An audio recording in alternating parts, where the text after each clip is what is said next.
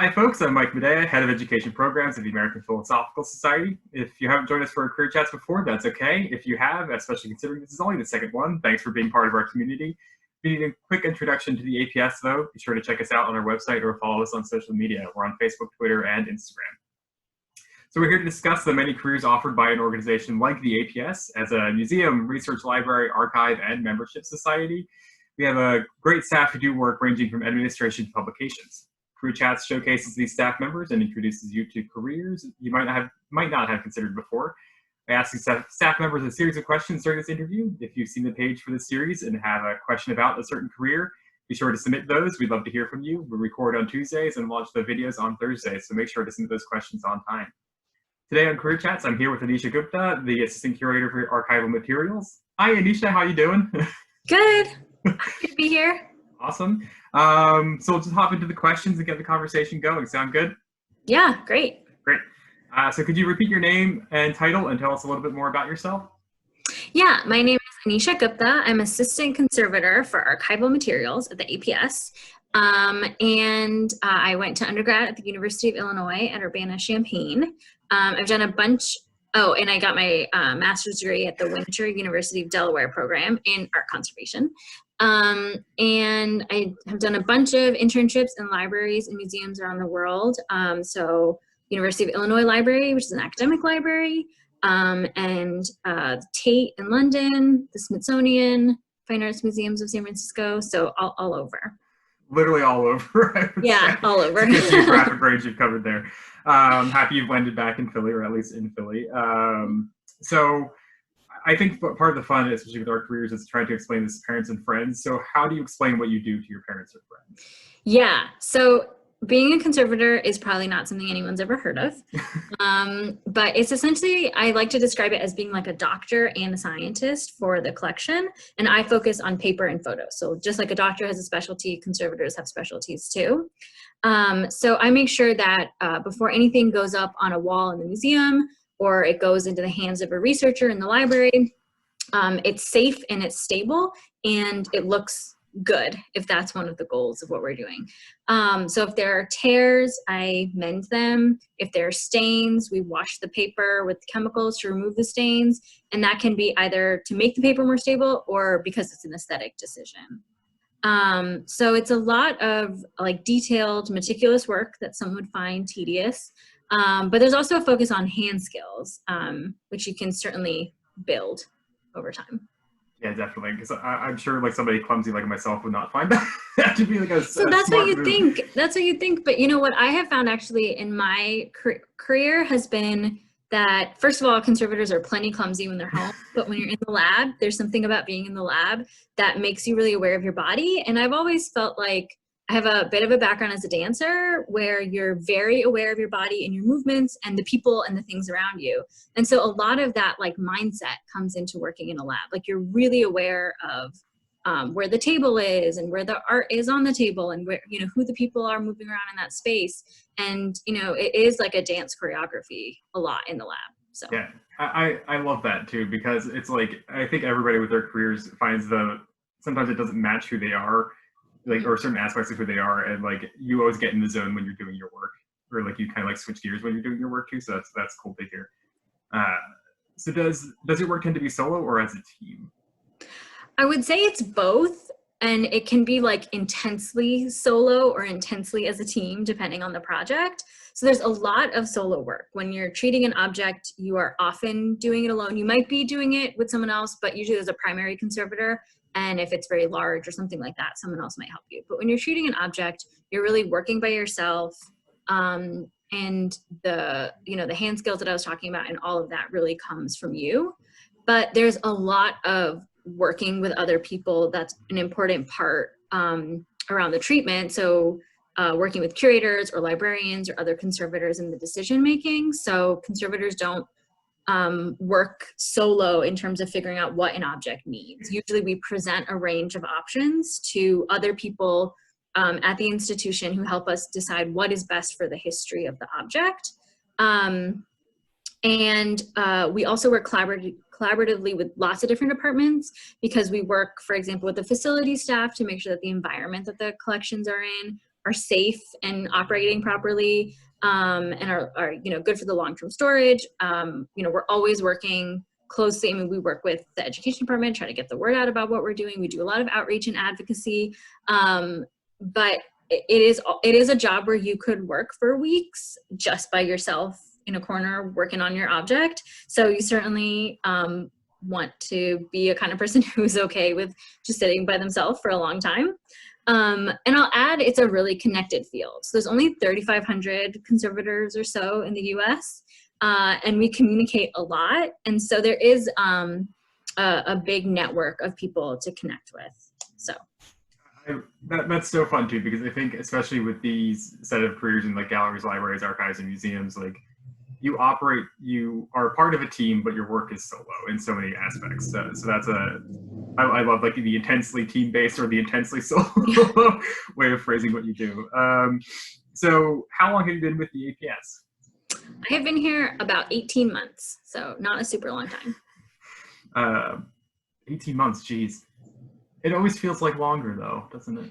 In a good way. I know, which is good. Yeah, I feel very integrated. So nice. And what did you do? You mentioned the Smithsonian, Tate, San Francisco. So what did you do directly before the APS?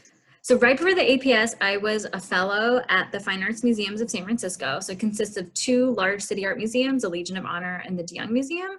And together they form an almost like encyclopedic collection that covers antiquities to contemporary art.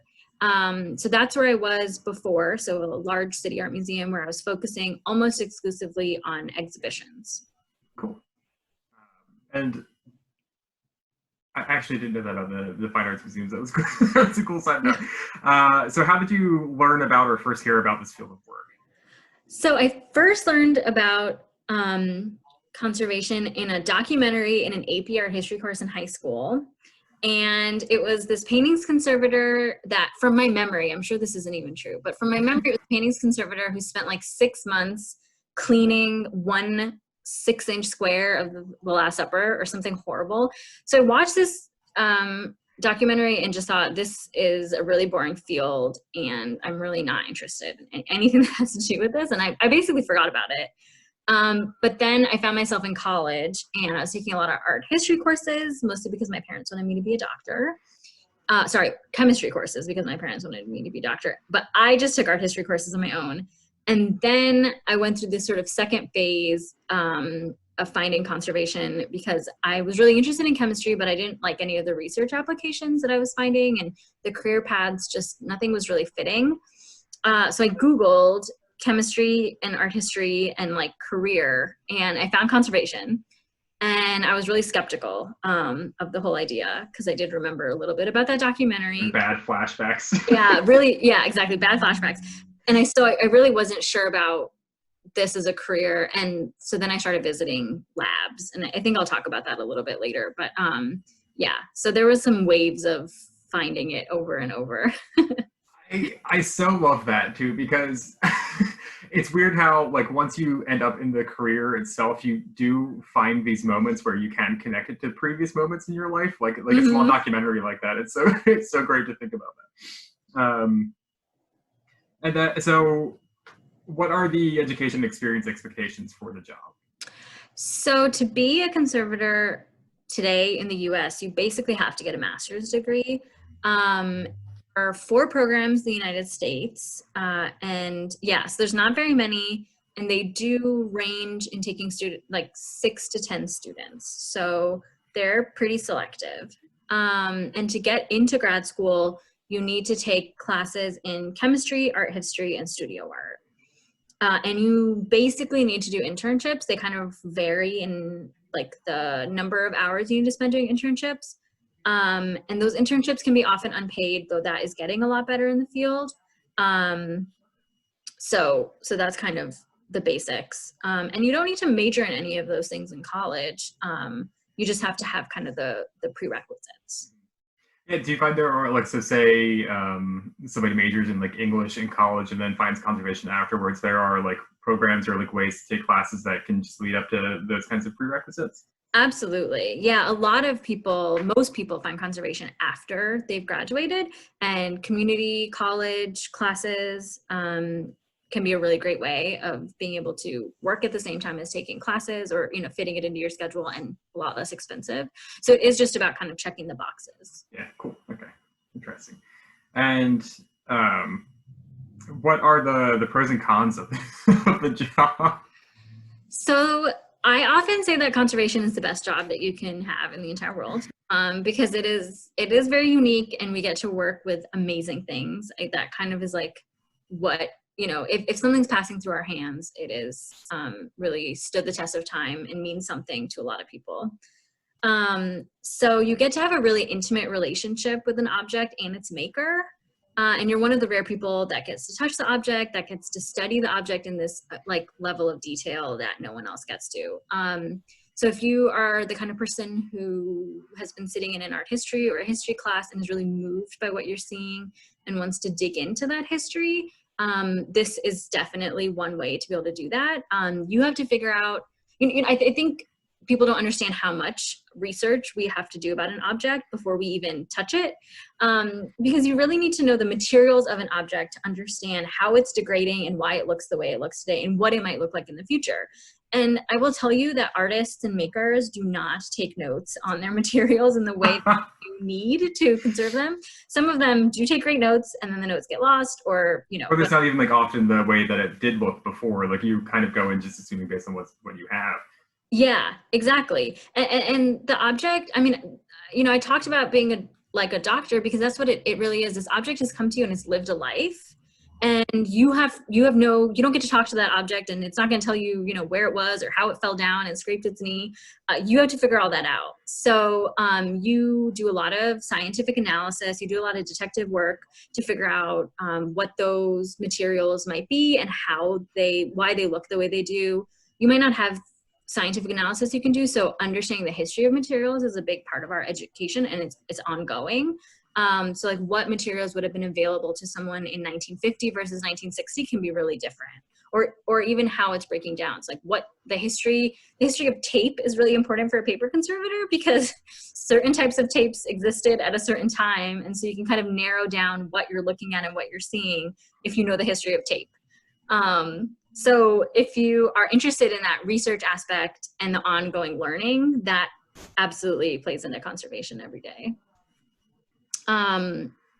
So you're always learning, that I love, and that's really important. And every day is different. So there's weeks where I'm just treating an object, but then the next week we're doing an exhibition installation. And so now you're suddenly working with a whole crew, and you're thinking very differently about the object. You're thinking about the safety of the frame on the wall, what potential hazards there might be. You know, you could be looking then at the whole collection in storage because you have a leak. So every day can be really different, and it might not be dictated by what you're doing that day.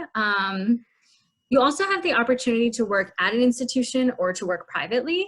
About 50% of conservators actually work in their own private practice, and they conserve objects for clients, private clients. And that can span, I mean, that could be your neighbor who has her grandmother's communion dress, or it can be like Bill Gates's private art collection. It really can be whatever you make it to be, whatever your community looks like. So there can be this, like, you know, you then have access to collections that the public doesn't, you know, like you get to go into these places and see what they're like, which can, you know, is kind of a totally different way of looking at the work that we do.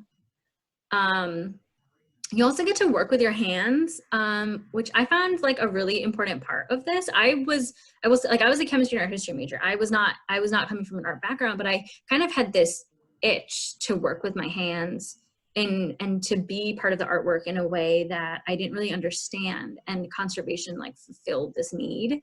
And you don't stare at a computer all day. You know, you do get to be much more active during your day. Like I don't spend my day sitting normally.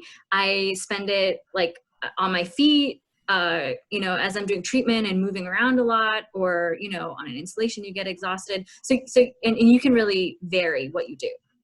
Yeah, So. I do love that too, like getting the random emails from the conservation department about like, hey, come check out this treatment. And I'm obsessed with whatever that gel is that you Yeah. use. It's just, it seems like it's such a fun, fascinating thing to do too, which I think is like the cool part about conservation is that it's highly complex, but it seems like it's fun, and then that overlap is just so great. Yeah, exactly. It's active and it's fun. It totally is. We always are having a lot of fun with what we're doing. But there are cons. There is very little flexibility. And I think when I was younger, I didn't totally understand what that meant. But there are very few jobs, and everyone will tell you about the art and library world. But if you feel tied geographically to a place, that is really difficult because there might not be a conservation lab where you want to be. Maybe there's no market if you want to open a private practice. But even so I was told that a lot when I was younger, but I thought, well, I'm not tied geographically. I want to explore the world and I want to live wherever I end up. And I think that that can be really difficult because you might get a job somewhere and you like where you are and you don't want to keep moving. And if you don't want to be at that institution anymore, you either have to wait many years till a job opens up. People are often in a job and they stay there till they retire. Or there might not be another institution around you with a conservation lab because conservation labs are expensive to maintain and staff are expensive. And so that's why you see these at basically major museums and academic libraries. So, I think that's really difficult. I think there's a part of you that has to prioritize your job over your personal life, which is definitely just a hard reality. It also pays really low, especially for being more of a science and for having an advanced degree. And like a highly trained specific advanced degree, yeah. Yeah, it's a 3 years master's program and it's very intense and it's modeled after the medical degree. And it does not pay like a doctor pays. And so that is definitely a difficult reality. I will add that fortunately, all of the master's programs in the US are fully funded. So you get a tuition waiver and you get a stipend to live on. So, you don't accrue more debt in graduate school. So that's not exorbitantly more. No, I mean, and the Right. programs are starting to make sure that they are paying a living wage for the area that they're living in and offering fully funded summer internships and all of that. So Awesome. It's not a luxurious life during grad school, but you can live on the money that you're given. So that is so helpful to know before anybody thinks about these things too, right? Where it is I think we'll find through most of the series that most of these jobs are highly competitive because there are so few of them. And to add on to how competitive those grad programs are, at least there are some major pros within that where it is fully funded, and so the kind of changes that are happening. So that's highly good to know. Absolutely. And I would say that if you are really interested in conservation, but are really worried about entering the museum and library field because of the pay, I would be happy to talk more about financial reality of it, just depending on the situation. Yeah, and I find across the fields most people are willing to talk about these things too, which is great. It's a good moment right now to talk about salary transparency and things. Definitely. Okay, so we're gonna make a weird shift into learning a bit more about your background and your history. So we're gonna. So, what were you like in high school? So I was really different in high school Mike knows me personally. And I was really quiet and reserved. I was not at all confident in any of my ideas, which is very different from how I am now. But I think I was still reflective and thoughtful. And I think that has really stayed and been a really important part of who I've become since high school. I would say it's indicative. Who I was in high school is not of the career path I chose. Which kind of leads nicely into the next question of, is this what you thought you'd be doing when you were in high school? No, definitely not. So I thought I was going to be an environmental lawyer or advocate of some kind. I really wanted to advocate for something I think that couldn't advocate for itself.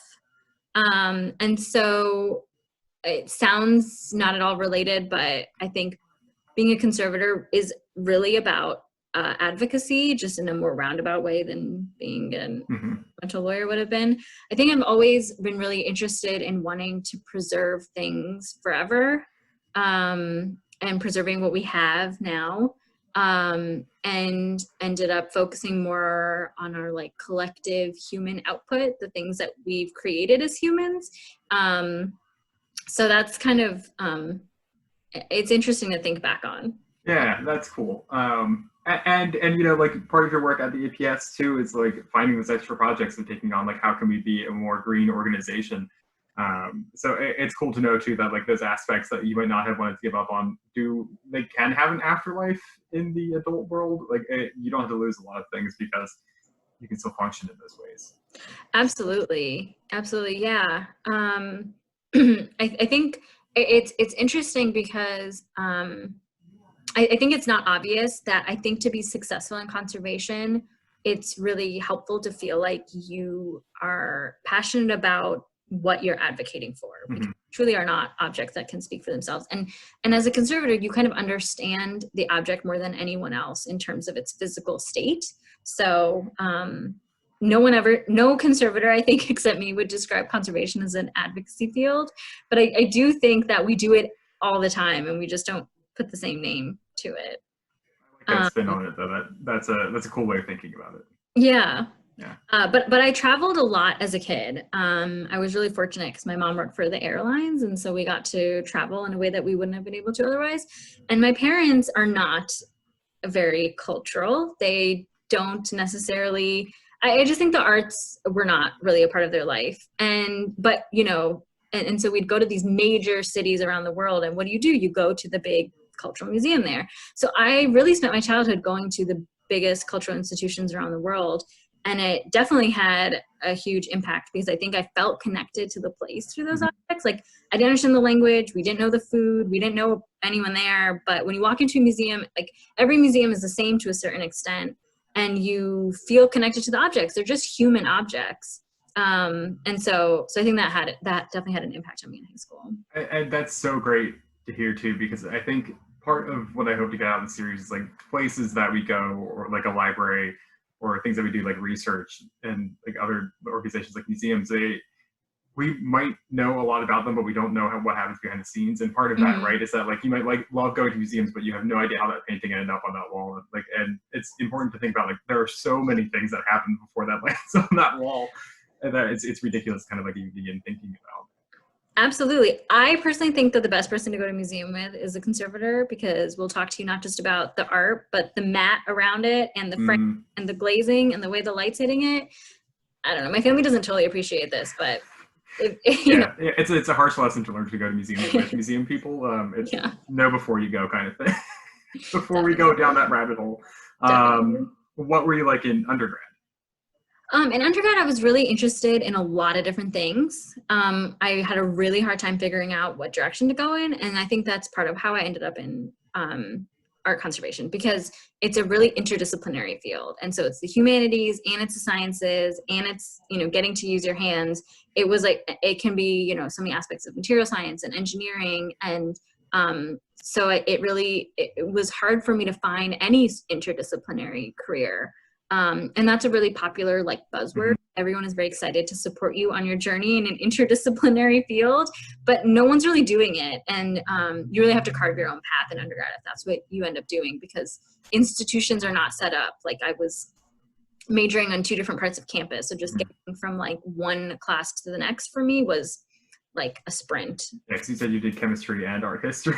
Yeah, so those were my 2 majors in the end. And I was lucky because it fell under the same College of Arts and Sciences, because you weren't even allowed to double major across different colleges where I went to school. So you know, it can really be like a battle in trying to even get your foot in the door in that way. But I think it was eye-opening for all of the various counselors and academic affairs people who I ran into, that someone was actually pursuing something interdisciplinary. So they're willing to help me. That is like an interesting part too, is that sometimes to find the careers that you're interested in, you have to really think on your own in some ways. That like, I give all the praise to colleges for counselors and things, but sometimes it's hard to think of something like being a conservator when our fields aren't so well known about, especially in this circle. So it's okay to advocate for yourself in those situations if you find that career path, or you want to be that interdisciplinary person. So absolutely. And so I'm guessing, is this what you thought you'd be doing when you were an undergrad? It was, and that was really rare. That almost no conservator says that. But I really felt like I needed to figure out what I wanted to do with my life. There was a lot of pressure from my parents, and coming out of college with an idea of the track that I was on. My parents are both from India, and there's no idea of like exploring your identity in college. College is about like, this is why they came to this country, was for me to get this education. So I better be, coming out with a job at the end, which I did not.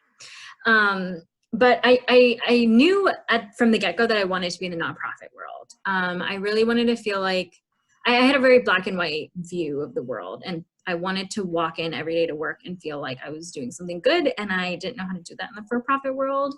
And so I felt like the nonprofit world was where I belonged. And I felt passionately about preserving objects, so that kind of fit well into what I was doing.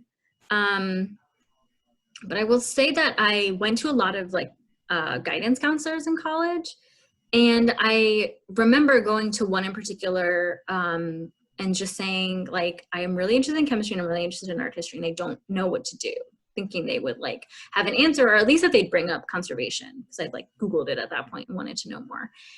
And what the career counselor said to me was, chemistry is what you need to major in because it has a future for you, and art history can be something that is a great hobby. And I was so turned off by that, because it was like ridiculous to think that, I remember thinking to myself, if I wanted this advice, I would just talk to my dad, because he did not understand what I was doing at all either.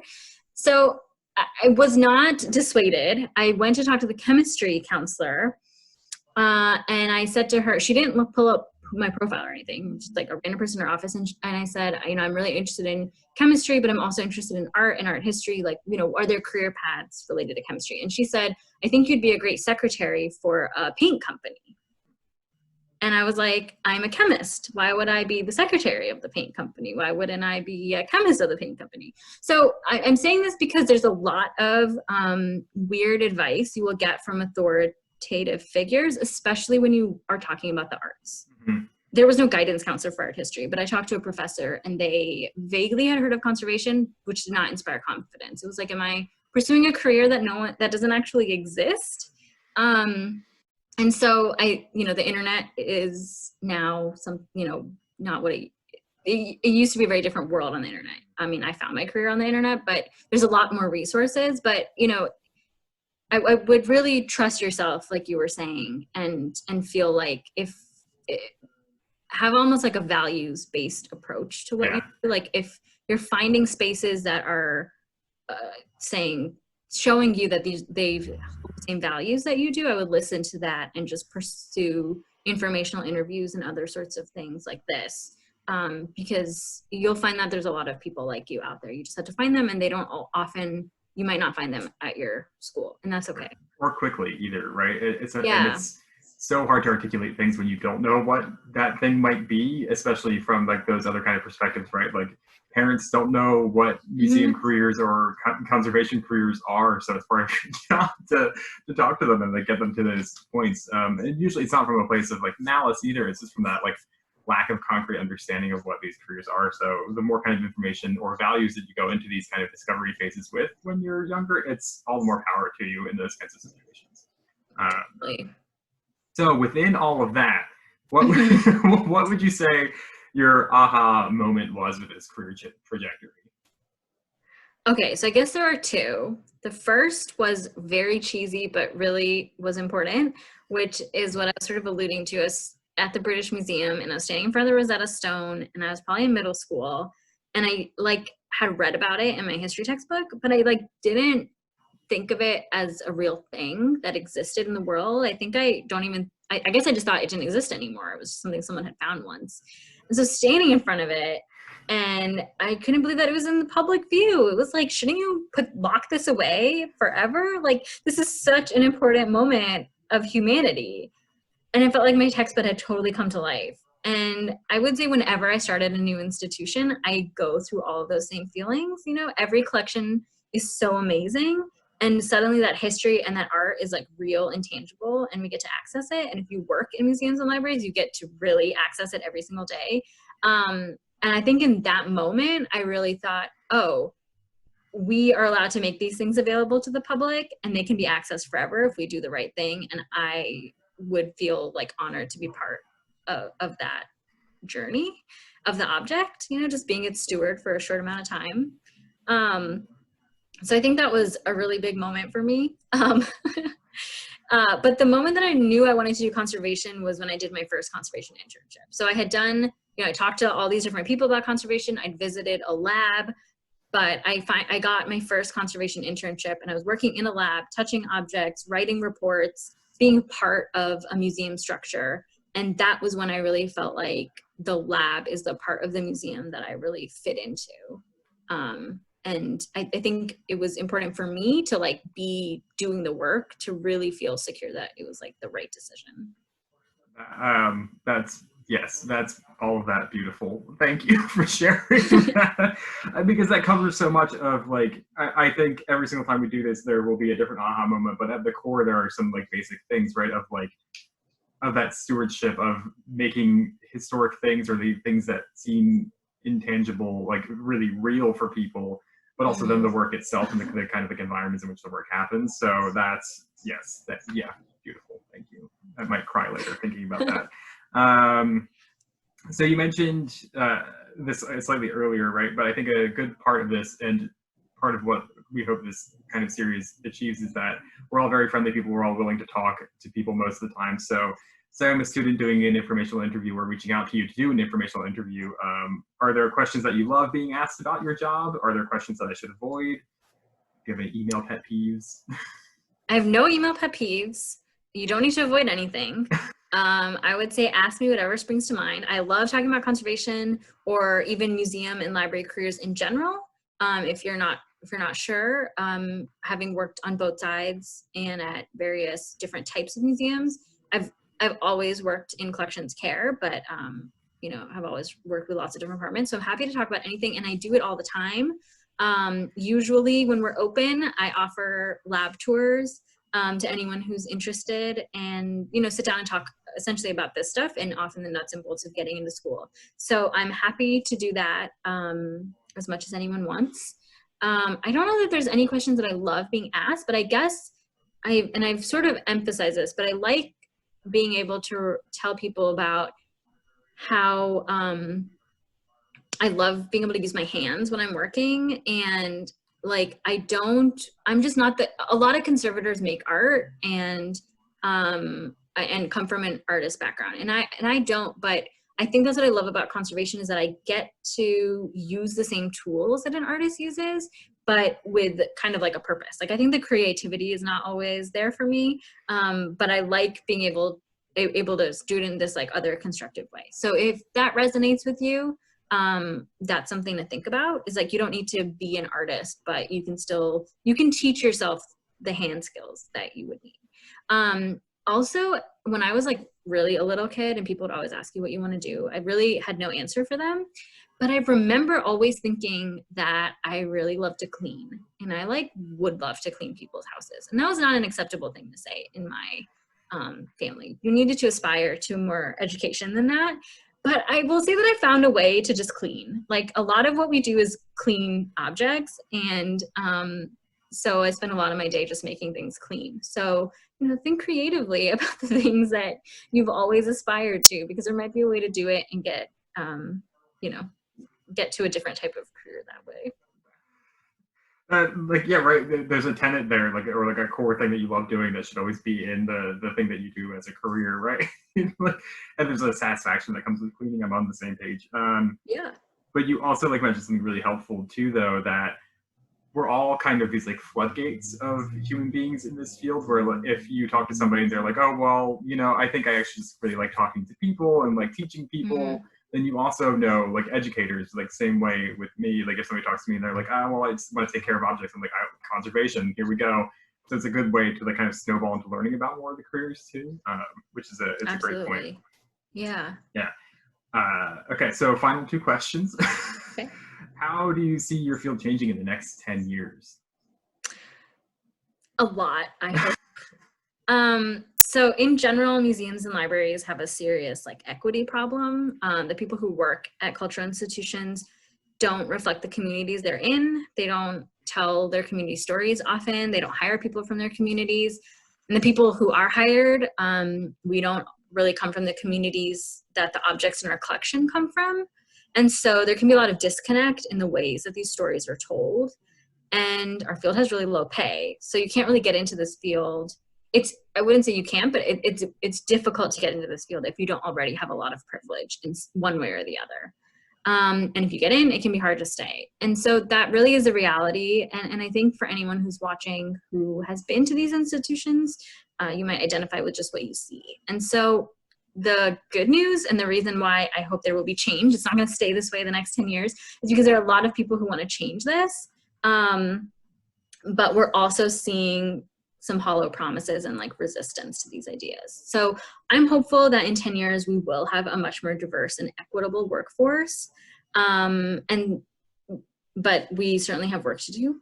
And also in conservation in particular, conservators are often seen as like the experts on an object or a collection and how it should be managed. But I'd like to see that changing too, because we're not the only people in an institution that have that knowledge. We often have a lot of that detailed like education, but we're not the only ones qualified to contribute to that conversation. So there can be collections managers.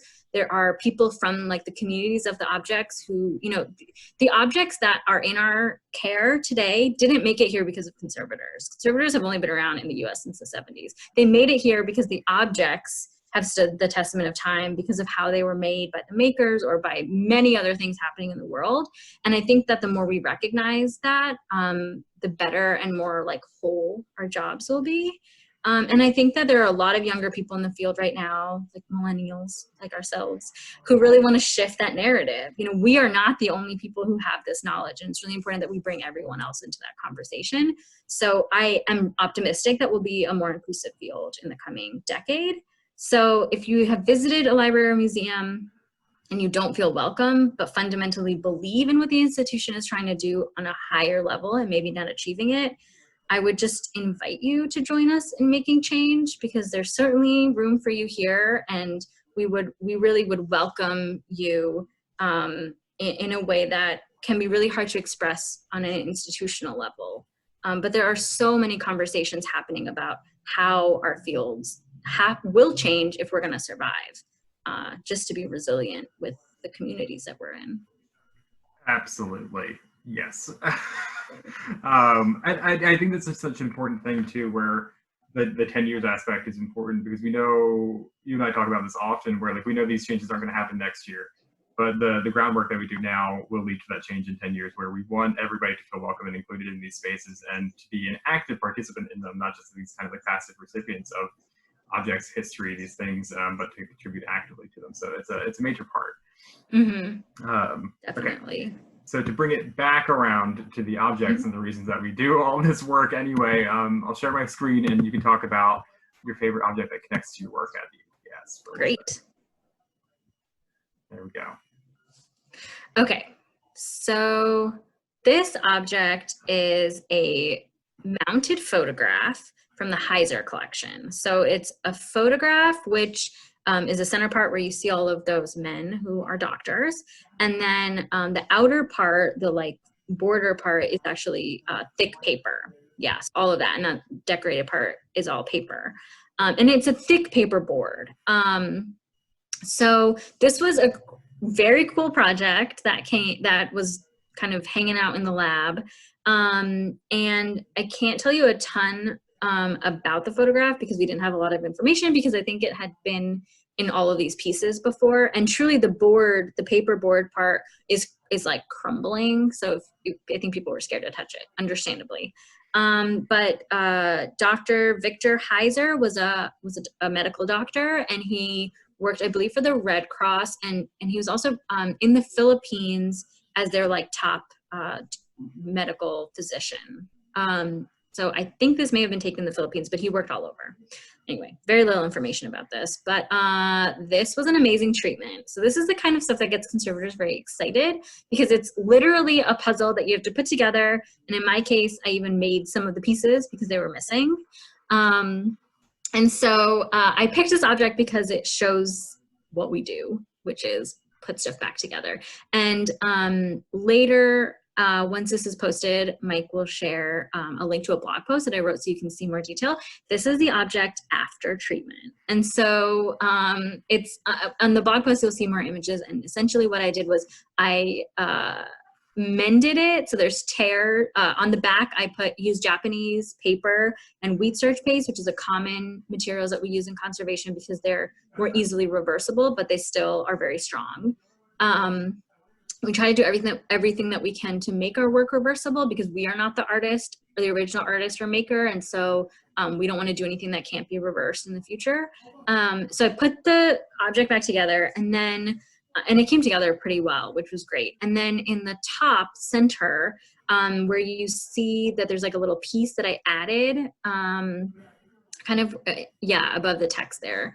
And so that was a piece that I created out of, it's old paper that we have in the lab. So we make our own paper. We take historic paper that is not valuable and we mush it up in a blender like you may have done in elementary school. We add some water to that and we create like a paper slurry, and then I cast it out in different sheets and I use different colors and make it the thickness that I need, and then once it's dry I tone it more with pastel pencil so it matches, or in this case maybe I use watercolor so it matches the exact tone of the rest of the board, which is kind of this weird green brown color. And you'll note that I didn't, you can see it, you can tell that it's been repaired. And I didn't add in any of the text, mostly because I didn't know, what the text said. But that's a big part of what we do. We want to stabilize the object so you can hold it or look at it, and you can look at the object without being distracted by what's wrong with it. But if you look closely, you can see our intervention where someone else came in who's not the original maker. So I think this treatment kind of shows there's a lot of ethics that goes into our work and is part of our training. And this kind of illustrates the structural, putting it back together, but also the ethics that come into decision-making almost every day, so. It is so cool. The before and afters and like what the descriptions of how everything works is always just so mind-boggling to me because I wouldn't even know where to begin. It's so fun. So thank you so much, Anisha, for being on Career Chats today. I learned a mountain. Like I didn't know how many conservators there were in the U.S. or like the kind of brief but long history from the 1970s to today of conservation. And I'll probably go cry later about your aha moments, but that's okay. So again, thank you so much for being here, and remember to check in on the Career Chats page for more information about who's up next and how to submit questions. Thanks from me, the APS, and Anisha for joining, and I hope you enjoyed this installation of Career Chats. Yeah, thank you for joining us.